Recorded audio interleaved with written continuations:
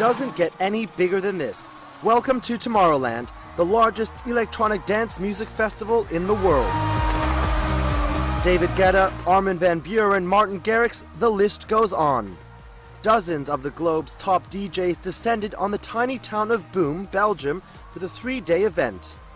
And with them, more than 180,000 people who were a little more than excited to get things started.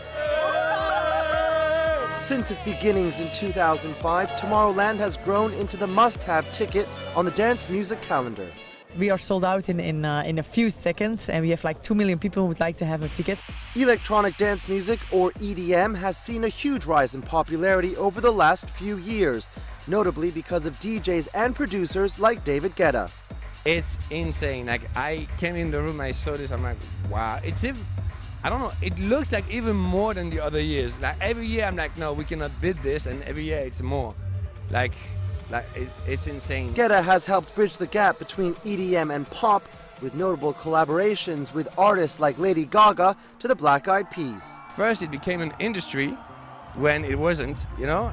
We were just a bunch of passionate guys playing records in clubs, and nobody knew who we were, you know. And then we started to create our own music, and we started to generate record sales, airplay, ticket sales, and be seen as artists. And this is what I've changed, really.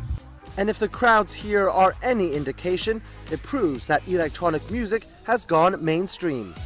Hardwell, who has been awarded World's Best DJ for the last 2 years, has equally seen the evolution firsthand. I think dance music in the first place, a lot of people were like, oh, that's not real music.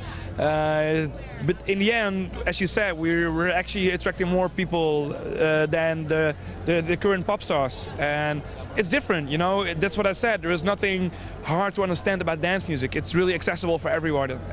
And I think that's one of the reasons why it's becoming so big right now. The three-day festival is estimated to bring in close to $100 million to the Belgian economy, with most international flights sold out for days on either end. A total of 218 different nationalities were represented this year. More than 180,000 people have passed through these gates over the past 3 days. Well, that doesn't mean that they're planning on staying right here in Belgium. They recently expanded into Brazil and also into Atlanta, Georgia in the US, and there's plans that they may go even bigger. More than 140,000 tickets were sold for their first foray into the American market.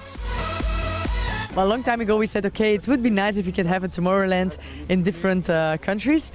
And then suddenly we found a very nice space in Atlanta, because the area is so nice, and also we needed an international hub because a lot of people are coming from abroad, so we need an airport. We cannot go into the desert, because like for Brazil, we were working on that area for 3 years. We have to create it, we have to look for a good partner, for a good crew, because it's not like something you blow up and it's over there. You put it in an airplane, it's over there. No, you have to fly over like 5,000 crew, they need trainings. That rise in EDM around the world, but particularly on the American charts, is seen as a key driver in the resurgence of the industry, according to top Dutch DJ Laidback Luke, who has been in the business for nearly 2 decades. I mean, we have a lot to thank for America to give it like a second jolt.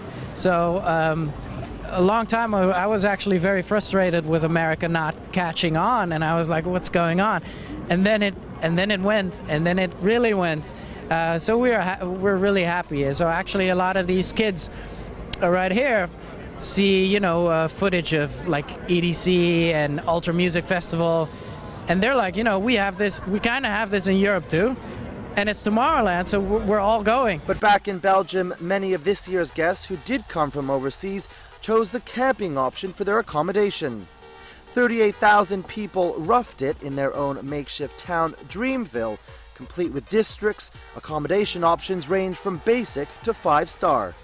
Now, if you thought that camping was the only option available for festival goers, well, you've got another thing coming. People are willing to spend thousands of dollars on luxury accommodation like this one. The most expensive one, well, that'll set you back $23,000 US, and that's just for 4 nights. Dining options also ranged from late-night barbecue steaks to Japanese ramen noodles. And everything could be paid for without cash. This year, the festival operated a completely cashless event. Everything was done using wireless technology on your festival bracelet. And in another Tomorrowland first, the organizers teamed up with the National Orchestra of Belgium for a bit of classical influence at this year's event.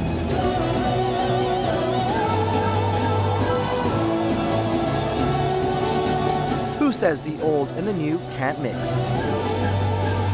Phil Hahn, CNBC, at Tomorrowland in Belgium.